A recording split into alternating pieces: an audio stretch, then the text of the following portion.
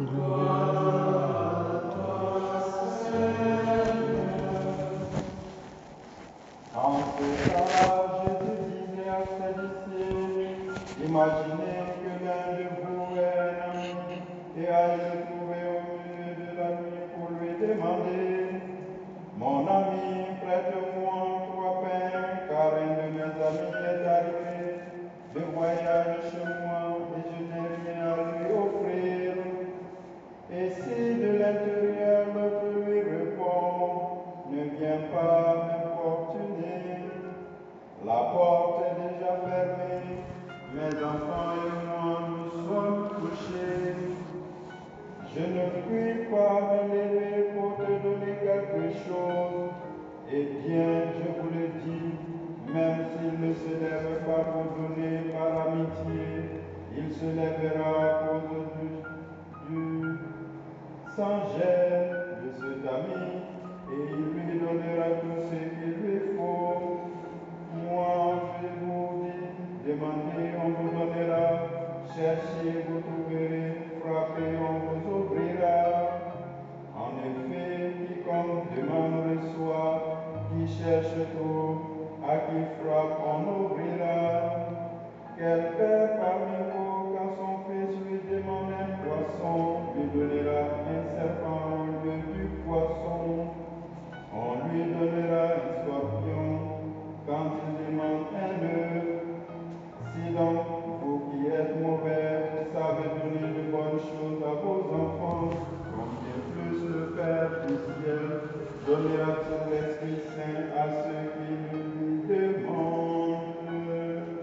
Frères et sœurs, acclamons la parole de Dieu.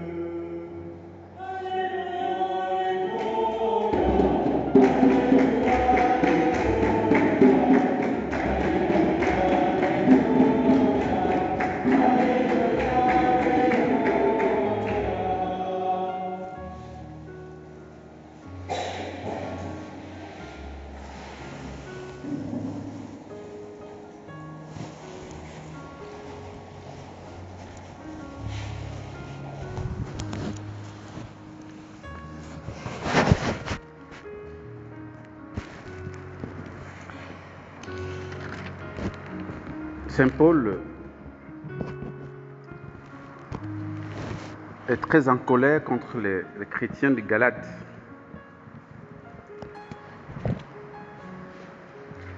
Je crois que c'est l'une des lettres les plus dures, hein, l'épître de Saint Paul aux Galates. De toutes ces 13 épîtres, il ne va pas de main morte. Il commence par, tel que nous avons entendu aujourd'hui, hein, Galates stupides. Qui donc vous a ensorcelé? Et puis un peu plus loin, il va les appeler fous. Comment pouvez-vous être aussi fou? C'est l'attitude d'un père qui est comme pris dans ses entrailles, quoi, devant la difficulté à ses enfants à s'ouvrir à tout ce qu'il a fait, à toutes les dépenses qu'il a mobilisées pour les sortir de la ténèbre. Parce qu'ils sont facilement malléables. Les gens arrivent, ils prêchent le Christ. Parce que les Galates se trouvent en Grèce. Et donc, la majeure partie des chrétiens de Galates sont d'origine, n'est-ce pas, païenne. Et donc, entre-temps, à l'absence de Paul, il y a certains chrétiens d'origine juive qui sont arrivés et ils ont dit non, si vous ne pratiquez pas la loi, votre foi chrétienne est nulle. Et donc, ils sont laissés embarquer. Et c'est pourquoi il dit, mais attends, je ne comprends pas comment vous avez pu vous comporter ainsi. Il dit, mais j'ai une question à vous poser.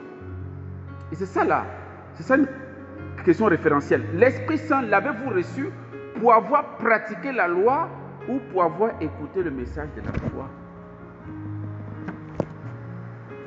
L'Esprit Saint est, j'ai envie de dire, la preuve que le message est arrivé à bon port. L'Esprit Saint est la signature de l'œuvre d'évangélisation. En fait, il est au début et à la fin, on est d'accord. Vous savez que même dans la mission du Christ s'achève où et quand? C'est une question que je pose et j'attends une réponse de votre part, pour que je ne sois pas seul à parler. Quand est-ce que Jésus achève sa mission? Hein? À la Pentecôte, c'est vrai. C'est à la Pentecôte. Sans la Pentecôte, Jésus n'a pas terminé sa mission. Il n'a pas terminé sa mission.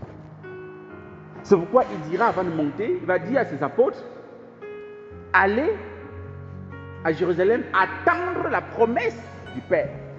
Ce que je vous ai promis, ne faites rien. Parce que si les apôtres d'abord commencent à évangéliser sans le Saint-Esprit, ça va pas aller loin. Ça va être la cata. D'abord même, ils ont la trouille. Le maître n'est plus là, donc ils n'auront même pas la force, ils n'auront pas le courage de le faire. Et quand bien même ils voudront le faire, ça ne va pas aller loin. Puisque Jésus lui-même dit, je crois dans Jean chapitre 16, verset 12 et suivant, il dit, mais j'ai encore beaucoup de choses à vous dire, mais vous ne pouvez pas les garder maintenant. L'Esprit Saint, lorsqu'il viendra, vous conduira à la vérité tout entière. Autrement dit, sans l'Esprit Saint, ça ne va pas aller loin, les amis. Vous êtes trop faibles. Vous êtes trop fragiles. Vous allez déformer mes paroles. Vous allez enseigner la chair. Et c'est ce que Saint Paul reproche aux Galates. Après avoir commencé par l'Esprit, allez-vous maintenant finir par la chair? Paul-Marie, notre frère, a écrit un livre là-dessus. C'est ça, non? Ah, c'est plus cher qui a écrit? Voilà. Commencer dans l'esprit et finir dans la chair. Voilà. C'est vraiment le monde à l'envers, quoi. Non, mais c'est pas possible. Vous ne pouvez pas voir. Et puis il dit,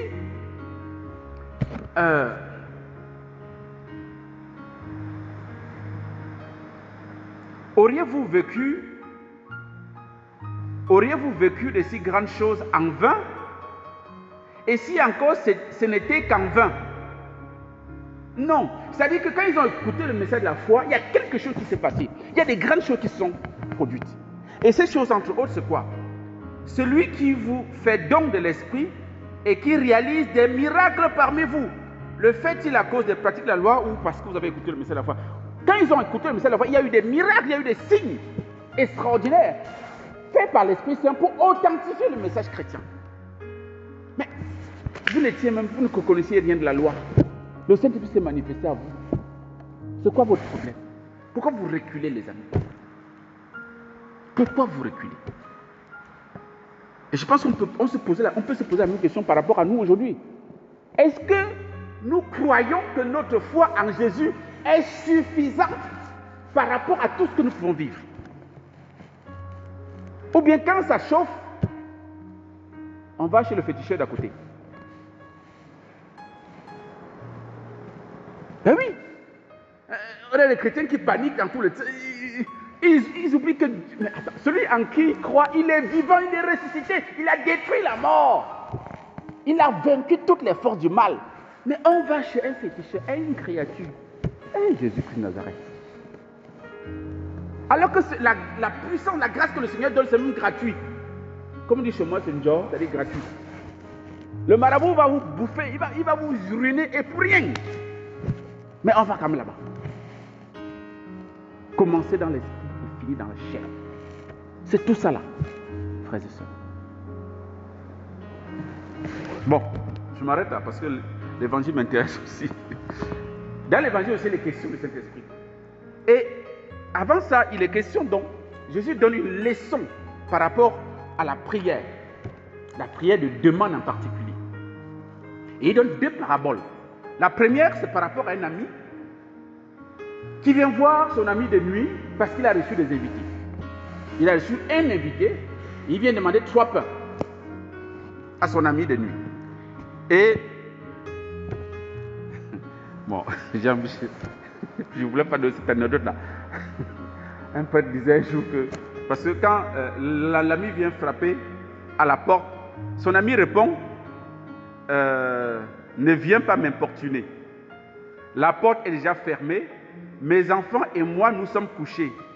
Je ne puis me lever pour te donner quelque chose. C'est quand même bizarre. Enfin, le prêtre la disait, mais ça veut dire quelque chose. Ça veut dire que le monsieur, c'est-à-dire qu'il est occupé. Il ne dort pas encore, mais il est occupé. Parce qu'il fait mention de lui et de ses enfants seulement. Il ne fait pas mention de sa femme. Hein. Ça veut dire qu'il était occupé. Il était occupé. Et donc il comprend qu'il ne vient pas me porter. Je ne peux pas me lever. Bon, c'était la parenthèse. On referme. Donc, mais son ami continue de frapper. Et le Seigneur dit, si son ami ne vient pas ouvrir par amitié, il viendra ouvrir à cause du sang jeune de cet ami. Et le maître mot pour moi, c'est le sang jeune. C'est-à-dire que tu as frappé chez ton ami, il te dit que je ne peux pas me lever. Hein, c'est pas possible, ma porte est verrouillée à 2 tours. Le gars continue de frapper. Ça veut dire quoi? Ça veut dire que son ami qui est à l'extérieur a confiance à son ami qui est à l'intérieur. Que quel que soit ce qu'il dit là, ça c'est pas mon problème. Moi je veux le pain. Il a une confiance folle. Parce que, comment imaginer quelqu'un dit que je ne sors pas, mais lui il insiste. Par rapport à la première parabole, c'est le mot qui fait tout ce qu'il faut garder. Le sang jeune de cet ami exprime la confiance folle qu'il a vis-à-vis de son ami. Et deuxième parabole, c'est par rapport au père qui ne peut pas donner du serpent à son enfant qui demande le poisson, ne peut pas donner du scorpion à son enfant qui demande de l'œuf. Vous avez l'image, n'est-ce pas, de l'ami, vous avez l'image du père. Et le Seigneur dit même, mais vous qui êtes mauvais, c'est un secret de polichinelle. Nous, on se connaît. On se connaît. Hein? On se débrouille pour être bon, mais bon, on est, voilà, en train de casserole toujours avec nous. Vous qui êtes mauvais, vous savez donner des bonnes choses à vos enfants. À plus forte raison, Dieu donnera-t-il le Saint-Esprit. Autrement dit, Dieu est pour nous comme un ami et un papa. Est-ce que nous considérons Dieu comme un ami et un papa? Un ami de manière, un ami vrai, authentique, de manière à ce que je peux le déranger 24/24 sans me soucier de quoi que ce soit. Sans me soucier qu'il va s'énerver contre moi, il ne peut pas parce qu'il est mon ami, je le connais. Et j'ai confiance en lui. Il est aussi mon papa, celui qui m'a fait. Et donc si j'ai faim, je vais aller vers lui. Je vais aller où? Je vais aller où? Tout ça exprime la confiance. Un enfant a confiance à son père. Quand il a faim, il va vers son père. Papa, j'ai faim. Et en général, on ne peut pas laisser un enfant en famille. Ce n'est pas possible. Tu craques devant un enfant qui pleure de faim.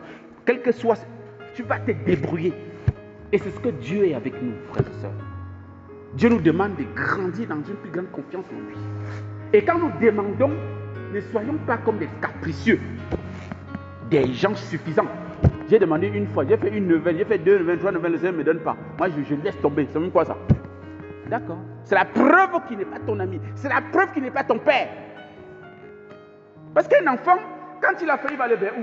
Il va aller vers son père. Tant que son père ne donne pas, il ne lâche pas son pantalon. Mais nous, on joue je ne sais pas, on joue les qui là, je ne sais pas, ou bien les quoi, on ne sait pas. Parce qu'on va aller chez le marabout n'est-ce pas, d'à côté. Donc le Seigneur nous invite vraiment à nous réveiller, à nous poser des questions par rapport à la confiance, la dose de confiance que nous avons vis-à-vis de lui. Est-ce qu'elle est épaisse? Est-ce qu'elle est solide, cette confiance? Est-ce que nous croyons qu'il est notre papa? Est-ce que nous croyons qu'il est notre ami? Et qu'on peut importuner quand on veut, comme on veut.